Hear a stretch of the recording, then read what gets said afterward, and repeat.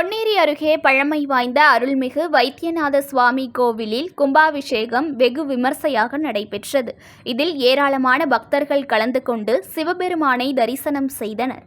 திருவள்ளூர் மாவட்டம் பொன்னேரி அடுத்த சின்ன வேண்பாக்கம் பகுதியில் அமைந்துள்ள பழமை வாய்ந்த அருள்மிகு தையல் நாயகி உடனுறை வைத்தியநாத சுவாமி கோவில் கும்பாபிஷேகம் விழா வெகு சிறப்பாக நடைபெற்றது. யாக கலச பூஜைகளுடன் கலச நீர் ஊர்வலமாக செண்டை மேளம் முழங்க ஊர்வலமாக கொண்டு செல்லப்பட்டு கோபுர கலசங்களுக்கும் வைத்தியநாதருக்கும் விநாயகர், முருகர், நந்தி, நவகிரகம் உள்ளிட்ட பரிவார தெய்வங்களுக்கும் புனித நீர் கொண்டு கும்பாபிஷேகம் நடத்தப்பட்டது. இதில் பொன்னேரி சுற்றுவட்டார பகுதிகளைச் சேர்ந்த ஏராளமான பக்தர்கள் கலந்து கொண்டு சிவபெருமானை தரிசனம் செய்தனர். கலந்து கொண்ட பக்தர்களுக்கு அன்னதானமும் வழங்கப்பட்டது.